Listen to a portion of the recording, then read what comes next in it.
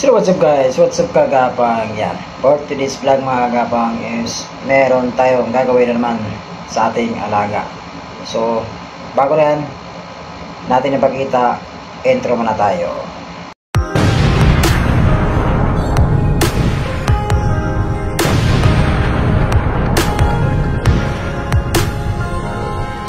So yun mga kagapang, yung gagawin natin ngayon mga kagapang, mag-a-upgrade tayo sa ating alaga. Ito yun. Yan. Kami yung ating gagawin dyan. Magpapalit tayo ng throttle body dyan. Isang set na yung mga kagapang yung ito yung papapalit dyan. From stock, upgrade tayo ng 36mm. So tara, let's go. Papakita natin sa inyo yung aking alaga na papalitan natin at i-upgrade natin ng 36mm na throttle body ngayon from 32mm. So tama lang yung 36mm mga gapang sa stock base sa aking na-research at sa mga nakikita ko sa mga ibang mga tutorial video. So pag above 36 to 38 to 40mm na kayo, so para sa mga parang mga kargado na yung mga gapang yung throttle body na yan. So dito lang tayo muna sa 36mm para stock to stock pa rin yung ating gagamitin. Pero mag-upgrade din tayo ng 10 holes injector. So yun, tara, let's go. Ano pa hintay natin? Pakita natin para maumpisa na natin yung ating gagawing video. So ayan mga kapag ito yung ating alaga na siya lakdan, ano? Yan, makikita nyo, buong po yung kanyang mga bearings dyan. So yun yung ating babaklasin na yan, mga yan. Yan, makikita nyo lahat yan. Tatanggalin natin lahat yan para makikita natin yung throttle body na hinahanap natin papalitan. So yan. At yung daris yan mga kapag napagbaklas natin sa lahat ng mga bearings na yan. So gagamit na tayo ng ano dyan, pass forward o ay ano na natin yung ating video para hindi na masyadong mahaba. So pakita nyo lang na sa inyo yung kabuuan na yung kalansay na. So yun mga kagapang, inumpisa natin sa upuan, ano, sa seat cover natin, seat, yung upuan natin. At kasunod dyan yung iba't ibang parts na para matanggal na yan lahat. So dyan mga kagapang is konting ingat pa rin sa pagtatanggal o pagbabaklas ng mga kung anong mga pwedeng makapag-gas-gas dyan sa ating mga bearings ng ating alaga, no? So sayang din naman kung mabilis ang tanggalan yan. Yan, sunod-sunod na natin tinanggal lahat yan hanggat maging kalansay na yan, no? Yan, kung kita nyo naman, kita nyo naman, di ba? Kita nyo naman. So hanggang maging kalansay na mga agapang, doon natin makikita yung ating hinahanap na dapat palitan. So let's go. So at ito na nga guys mga kagapang, ayan, kalansay na yung ating alaga na siya lakdan, ano? Ayan, makikita nyo, kita na yung mga lamang loob. So ayan yung ating papalitan ngayon. Tatanggalin natin yan, yung throttle body na yan. So yan, yung nasa loob. Pero bago natin matanggal yan, so tatanggalin muna natin tong gas tank. So tara.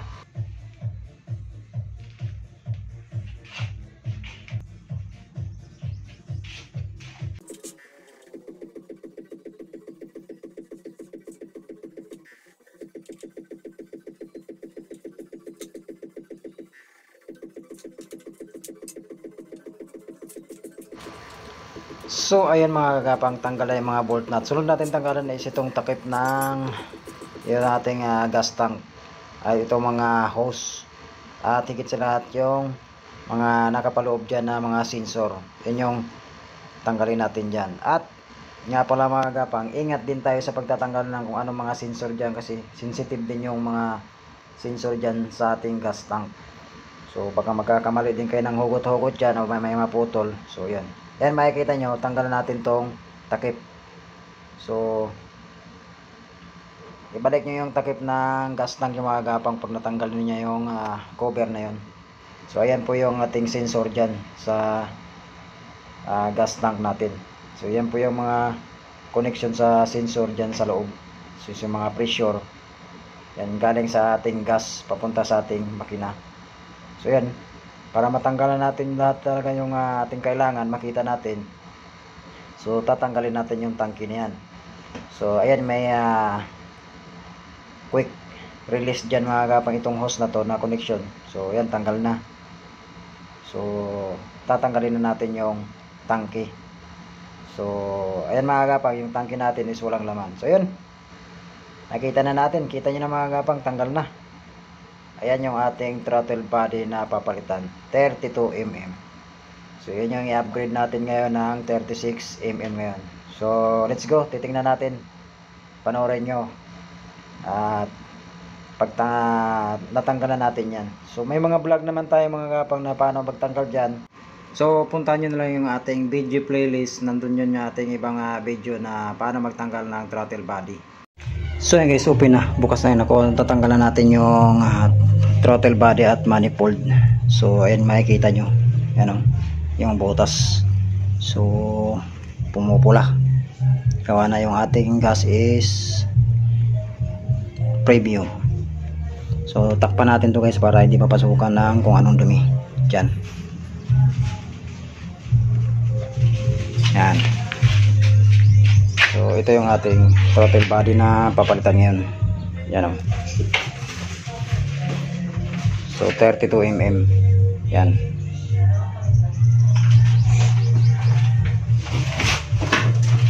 So yan guys.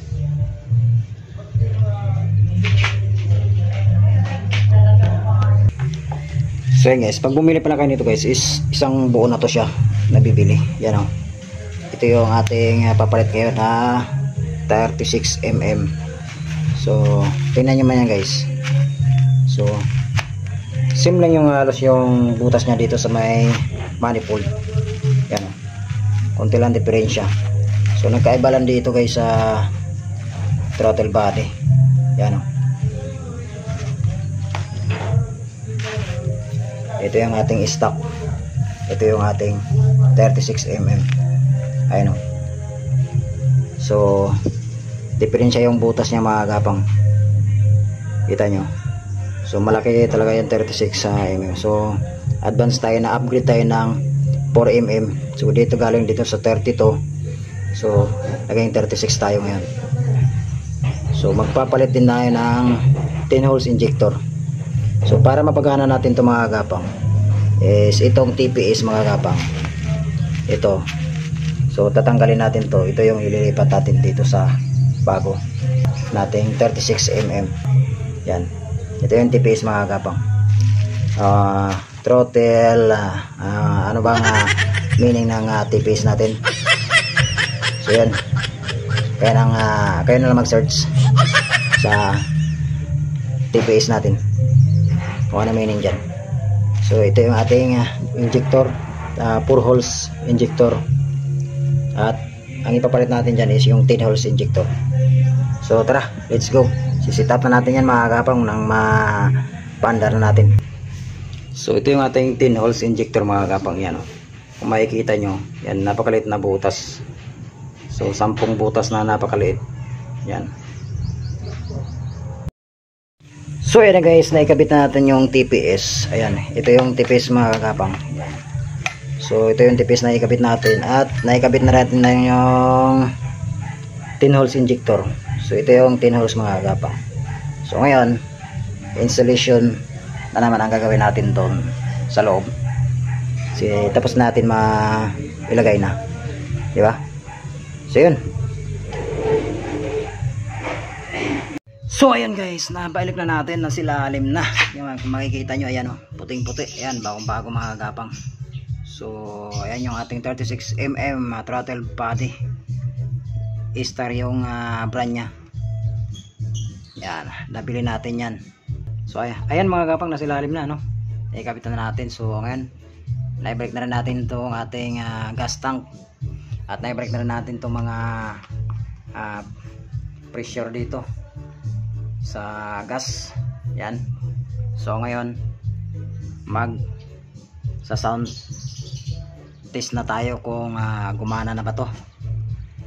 So ayan, ipipix na natin to maya maya, at pag ganahin natin baka hindi to andar, So iba yung ano niya sa may adjustan ng idle mga gapang, kung makikita to, ito to. Yan yan. So lubog na lubog, hindi tulad ng stock na litaw yung adjustan ng idle. So ito lubog-lubog nasa ilalim. So tara, pandarin natin. Moment of truth. Susin na natin. Ops, walang na-trace na engine check yung ating panel. So lahat naibalik natin yung ating mga dapat ibalik. So ayan, wala na tayong gas. So mag sound check na tayo kung umandar na. So dito pala sa ating in-adjust na dun sa idle mga gapang. So sinarado muna natin. Pagkasarado natin, nag-ikot tayo ng tatlong beses, 3 or 4. So sa akin 3 beses lang inikot ko yung idle simula nung isinarado natin, sagad natin pagsarado. Then pagsarado niya mga kagapang is clockwise.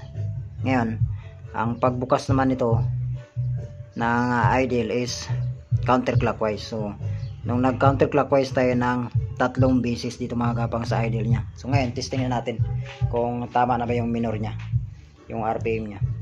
Moment of truth.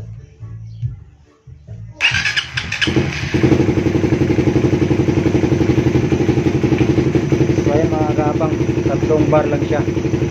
So kailangan natin may lagay yan sa 4 bars. Nag 4 bars na siya. So kailangan natin may lagay. So sakto, tumpak yung ating ginawa. So mga kapag nag 4 bars na, 3 bars to 4 bars na siya.